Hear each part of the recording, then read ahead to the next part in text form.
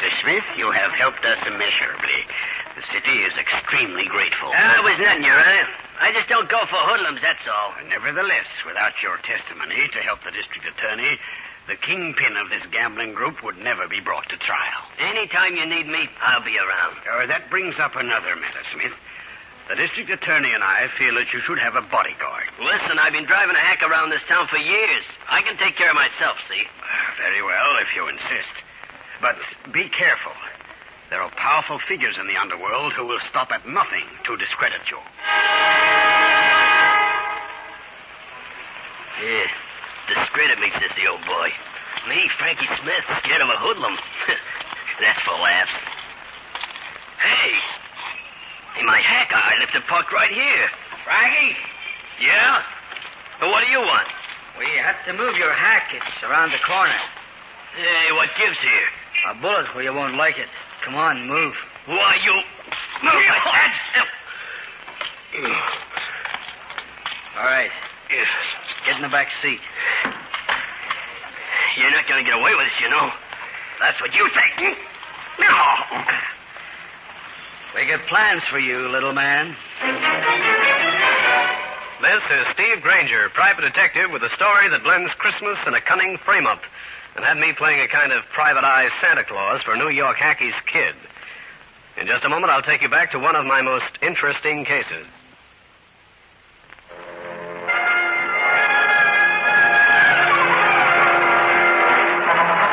This is Granger. It was pretty near Christmas, a time which is usually quiet for guys in my line of business. I was sitting in my office sending out a few belated cards when the door opened and the boy walked in. Are you Steve Granger? Yeah? What can I do for you, Sonny? Some big, important job, maybe? My name is Frankie Smith. Wow, the only Frankie Smith I know is a cab driver. Been a friend of mine for years. That's my pop. I was named after him. That's why I came to see you. He's in bad trouble. Oh, what? He's in jail. Frankie in jail? I can't believe that. What did he do? He didn't do anything. But somebody said he did, and now he's in jail. It doesn't look like he can get out for Christmas. So I thought maybe you could help. Well, I'll do anything I can, Frankie, but what's your dad accused of? Burglary in the first degree is what the cops say. But he didn't, I tell you. And you've got to get him out for Christmas. Pop's the only one I got in the world. This was the first I ever knew of Frankie Smith having any sort of family, much less a son. The boy told me where the cab driver was being held. I went down, had a lot of trouble getting in to see him, but finally made the grade. Granger, you a sight for sore eyes. And if I got sore eyes... How come you're in the Bastille, Frankie? How come you knew I was here? Your son came down to see me. He wants you out for Christmas. Hey, I might have known it. Chip off the old block, that kid. Granger, I am the recipient of a frame. I've been carefully matted, framed in birch, and now I'm about to be hung on the wall. Those are a lot of words, but no sense, chum. Just say something. Yesterday, I walked out of City Hall right smack into a smack over the head. I go out cold. When I come to, I'm in some doll's apartment. She is yelling thief at me. The cop shows up, and I wind up here. Yeah, sounds like the old frameroo, all right. They play it even safer. On the floor is the dame's fur coat. In a paper sack is the doll's jewelry. Downstairs in my hack, the cop finds some stuff that's been stolen from other spots around town. I wonder why they didn't just knock you off. I wonder, too, in a sort of grateful way. Of course, this will completely discredit any testimony you gave against the gambling syndicate. And when it's over and they're free... I wind up on the East River wearing concrete overshoes. I know what you mean. In any city, there are bail bond brokers. In big cities like New York, there are hundreds. But always there is one main guy. This one was named Ralph Hendon. I went to see him. What's on your mind, Granger? One of your clients get in the clink because of a mistake? No, Ralph, nothing like that. There's a hacky locked up on a burglary rap. He's innocent. I'd like to spring him for Christmas. His kid wants him. You're talking about Frankie Smith? His kid's been here already. What's that mean? No dice. Why not? Granger, I'm a bail bond broker. I take risks. There's some I don't take. Frankie Smith is one. So, he's dead. Also, you're wrong about him. He's guilty. The big boys telephone you and hand you the word. Is that why you won't go bail for Frankie? I'm very busy, Granger. Right now, you're very busy being a rat. That isn't going to help you. Thanks. For nothing. Oh, one more thing, Granger. Yeah? None of the other boys will go bail either. I went from office to office and got the same answer. Sorry, no bail for Frankie Smith. I wanted the police version of Frankie's supposed robbery and managed to worm it out of an embarrassed robbery detail man. Then I headed for my pal Cal Hendricks. Cal knew and liked Frankie Smith. Also, as a newspaper man, he had sources. I hoped he had one now. Hiya, Stevie. Why so nonplussed? Frankie Smith is in jail on a framed burglary rap. That doesn't make him worth much to that investigation group, does it? No. I think that's why the frame was made. Frankie didn't have an enemy in the world. I want him out for the kid's Christmas. What about bail? No soap, Cal. You see, the police have him dead to rights. This woman says she walked into her apartment. She saw Frankie rifling the joint. She went downstairs, got a cop who made the pinch. Who is the woman? I got the name here. It's Leila Rand. Lives on 50th Street. Have you talked to her? No. Well, why don't you? And let me make a few calls to find out if there isn't some way we can spring Frankie for Christmas.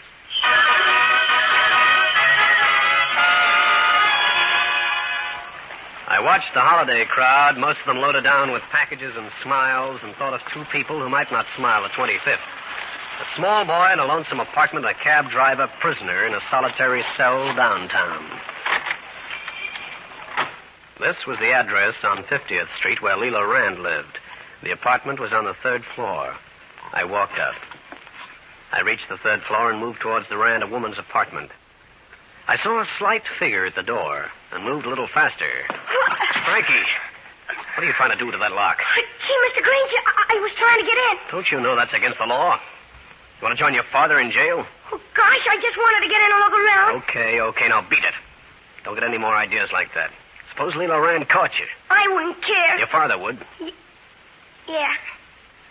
Yeah, you're right, Mr. Granger. Hey, somebody's coming. Come on.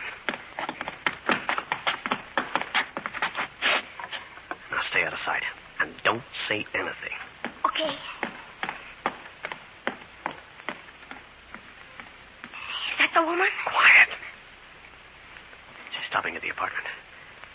She must be Leila Rand. Are you going to talk to her? In a few minutes.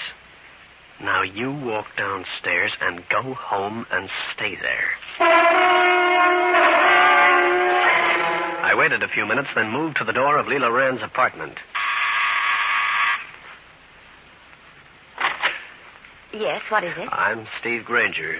Are you Leila Rand? I am. I'd like to talk to you about that robbery that took place up here, Miss Rand. The arrested man is an old friend of mine. Oh, come in. I thank you. I wonder if you'd mind telling me what happened up here. Oh, not at all. It was yesterday. I'd been shopping for Christmas things. I see. I came home, I unlocked the door, and felt a presence. You know how women are. You saw him? Distinctly. He was going through that desk there. In the middle of this room, he'd piled my mink coat and a paper sack containing some jewelry. Mm-hmm. I closed the door very softly, went down the hall, and rang for the elevator. I rode downstairs and had the doorman get a police officer. Tell me one thing. Did Smith seem to be dazed? You know, sort of not quite himself. No, I don't think so. I see. Well, sorry I bothered you, Miss Rand. Oh, not at all. Oh, and I've not been a very good hostess. Would you like a drink before you go? I have some excellent scotch. Well, thanks. Holiday spirit, you know. Won't take a minute. I watched Leila Rand move towards a typical apartment bar stuck in one corner. She stood with her back to me. She got out the ingredients plus some ice, mixed the highball, and came back. Here you are, Mr. Granger. I hope you like soda. I do, yes, thanks. A toast to your success. I'll drink to it, but I'm afraid I'm at a dead end. But cheers, just the same. Cheers. Well, how was it, Mr. Granger? Delicious. Kind of strong, but Mr. Granger, what's wrong? You look like you don't feel so good. No, I'm all right. Just gonna get some air. Mr. Granger, why don't you lie down for me? I gotta go. Gotta get out of here. Oh, no, Mr. Granger, you can't go now. You're too tired. You're sleepy. Why don't you let me get a pillow for you and rest your head? Let go. I gotta get out of here. Oh, lie down, Mr. Granger. Lie down like a good little boy.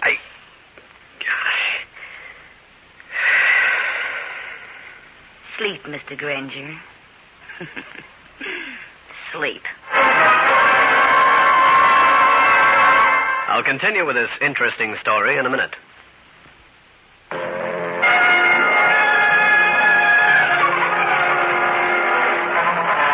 don't remember anything after Leela Rand telling me to sleep. When I came back alive, there was a taste like bear fur in my mouth, and my head was aching from every angle. I tried to sit up and found I couldn't move my hands. They'd been tied firmly behind my back, and my feet were laced together, too. Then I heard the noise at the door, scratching, as though someone was trying to break in. I hopped towards it. Who's there? Is that you, Mr. Granger? Frankie! Open the door, Mr. Granger. Just a minute. Let me see if I can do it. I'll just turn my back and see if I can reach the knob with my fingers. I nearly got it. Try harder, Mr. Granger. I got it. Now, if only I can... My luck's in, kid. The door wasn't locked. Oh, gee, Mr. Granger, did you let a woman tie you up? I certainly did. Undo me, will you, kid? There. Here, I got your hands free. Thanks, son. For this, I owe you something. Well, you know, I didn't like that, Mrs. Rand. I'll go along with that, Frankie. There, I got the feet free. Now, let's get out of here. But aren't you going to look around? Isn't that why you wanted to get in here, too? Frankie, we're up against a very smart bunch of crooks. They don't let things lay around for private eyes to find. I escorted Frankie's son to his apartment, told him to stay there for the second time, and called Cal Hendricks. I told him what had been happening to me, and asked if he'd got anywhere with his investigations. There's one person might help you, a former gambler. The syndicate broke him. Yeah, where do I find him? Oh, he's retired. He lives in New Rochelle. I'll give you his address. Thanks. And be careful of him. He was double-crossed once. It almost cost him his life. So what? The double-cross was set up by a private detective. Cal gave me the character's name, Michael Fless. The address was an apartment house in New Rochelle. I grabbed a train and went there. It took under an hour to get to the suburban city. Michael Fless lived in a building as circumspect as a Bible class. Hello? You're Michael Fless. I'm Steve Granger. The private eye, huh? A hack driver has been framed in New York, is fixed without bail. Not interested, Granger. You will be when I tell you that the syndicate did the job. Pell Strader? It could be. If he's the head like the law thinks. He is. There's a dame mixed up in it named Leela Rand. She mickeyed me. She's a snake. She helped get me. I want that cab driver out for Christmas. Tomorrow's the last day. Can you help me? Yeah.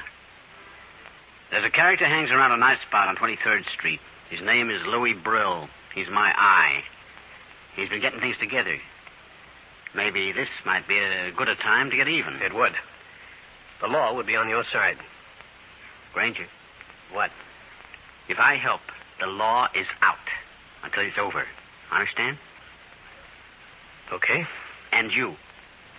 Play it straight or play it dead.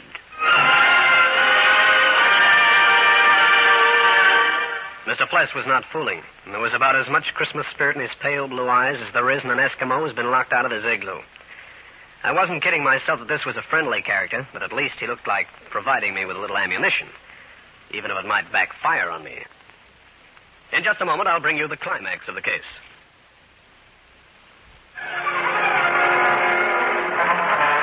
I left Michael Fless and made my way back to Manhattan. With him helping me along, I felt a bit more hopeful in my fight for Frankie Smith. Even the trees placed in the windows along the Great White Way looked a little greener as I moved down towards the 23rd Street spot occupied by the mysterious Louis Brill. When I found him, Mr. Brill wasn't too pleasant. I don't know if Fless is playing it right or not. He must have forgotten about that other private eye. What do you want? What if he got on Pell Strader in his crowd? I found out where the records of the syndicate are hidden. Old loft building downtown on Water Street. Half block from Pier 7. Any name on it? Far Eastern Warehouse Company. A dummy outfit set up by Strader. You know a dame named Leela Rand has an apartment on 50th Street? Sure, she's Strader's girl. She's been in on 1,000,000 frames. Used that apartment for just that purpose. Where she really lived? At 3478 East 34th Street. Under her own name? Yeah. One more thing. A cabbie named Frankie Smith was framed for a burglary job at the Rand woman's 50th Street address. He described a mug that slugged him.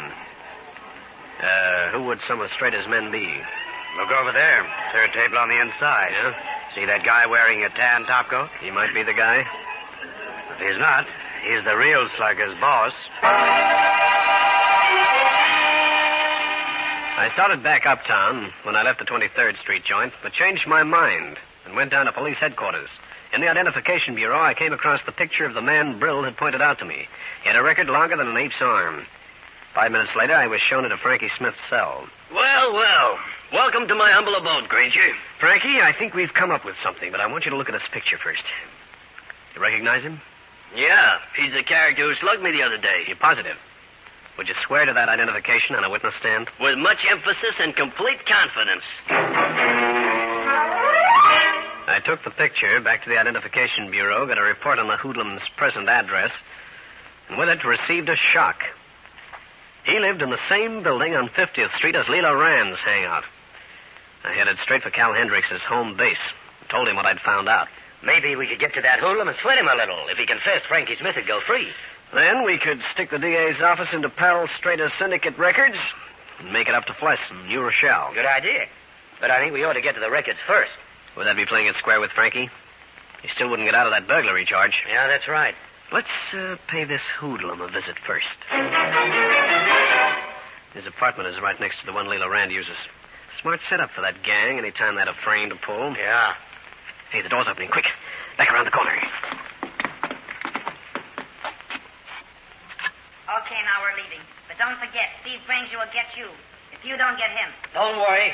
He'll be lost by morning. You have a plan, future? Quiet. Call us when you finish with him. Right. Come on, Leela, let's get going. Recognize the man with the Rand doll? Pal Strader. Yeah, I know. Listen, Cal, you follow them. Find out where they go. I'll handle this myself. Okay. Meet you at your place, out in front. Right. I'll walk down. Who's there? Strader, I forgot something. Hey, you ain't... Get in there.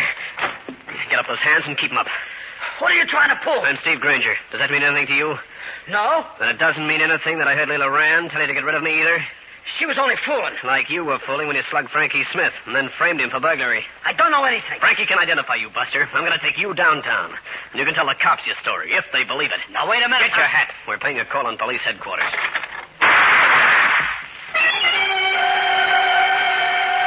As I spoke, the door behind me was pushed open, and 2 shots sang in the room. The hoodlum fell to the floor, mortally wounded, and pulling me with him. When I got back to my feet, enough time had passed for the assailant to get to the Bronx. I found one thing, a key in the door. I wrapped it in my handkerchief, hoping for fingerprints. Just to check, I went down into the main hallway of the building and found Cal Hendricks just sitting up on the floor. Oh, my head. What happened to you, Cal? Oh, they must have got wise to me. I came down the steps around to the corner and blam, I caught it. They must have smelled something. When they saw you, they got you out of the way, and they went back upstairs, unlocked the door, and shot the handyman. Oh, it's great. Did you get anything out of it? Yeah, it won't do any good now. He's dead. I don't think any statement I'd make would stand up. Well, that's that. Yeah, here comes the homicide crew with a hat full of questions. After that? I want to go down to the police lab. I got a key with fingerprints, I hope. We told the homicide men our story. They promised to get out a pickup on Pell Strader and Leela Rand. A pickup that wouldn't do much good because they'd obviously alibi themselves. Then we went to the police lab. We got an interesting report. Well, Steve, what'd the lab boys tell you? The key had the print of a thumb and forefinger, Cal. Good, good. Better than you think. The prints are those of a woman's. Leela Rand? Who else's? Now all we need is a paraffin test done on Strader and Leela Rand. Then we'll know which one shot their mug pal. And maybe Frankie Smith will be out for Christmas if the police pick up that pair. You and I won't wait for that, old boy. No? We're going down to that warehouse and get the syndicate records. That way we can force their hand.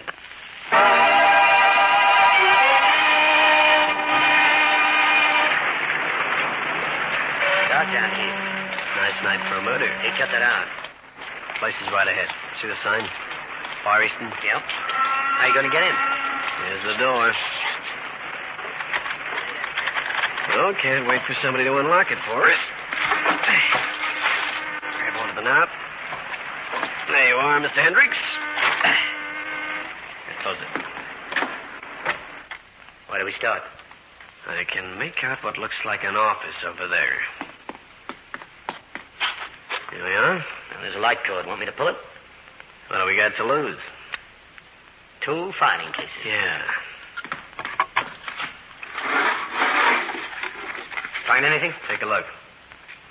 Records of gambling takes, operations of different places. Strader's signature all over everything. Yeah, look at this. Leela Rand's signature. We've got her, too. Now, if we can only get Frankie Smith out of the clink. What about that? I don't know. Want to answer? Why not? Yeah. Don't bother to disguise your voice, Granger. This is Leela Rand. What do you want? I want you to leave those records alone. If you do, Frankie Smith's son will be free in an hour. You've got him? Just a minute.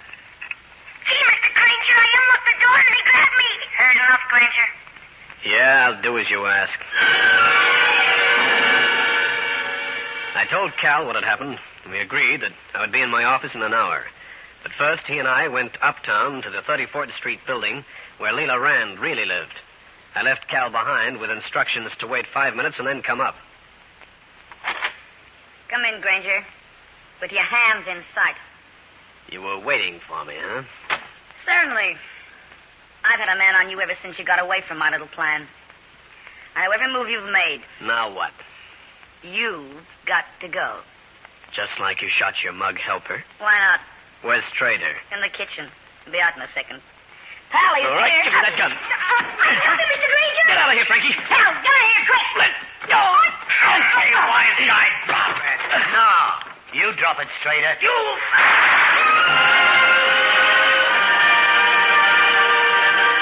Well, friends, that's the story. I'll be back to wrap up the case in just a minute.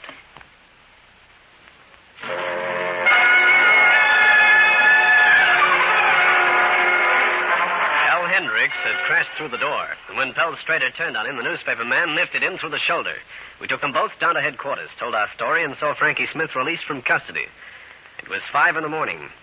The next time we met was in Frankie Smith's apartment. Say, you and Cal certainly make a good team, Granger. I had a lot of lucky breaks. Oh, by the way, the police paraffin Strader and Leela Rand. That charming lady is going up for murder. She shot the guy who assaulted me, huh? She's certainly dead. It looks like she was even Strader's boss. Strader's in deep, too. Those syndicate records, plus the bail bond brokers yelling, have got him but hot. Plenty hot. At least we did what Steve set out to. We got you out for Christmas Eve. Hi, fellas. Hello, little man. Hey, what are you carrying in that package? My Christmas present to my pop. I decided to give it to him now. Holy smoke. What are you giving him, 20 pounds of lead? No, he always forgets to save for his cab license, so this year I did it for him. There's $50 worth of pennies in that package. Well, how do you like that? I'll tell you, Frankie, if that was my son, I'd like it fine. Steve Granger again. You've just heard one of the most interesting cases in my files. And I'll have another one for you. So be around next time.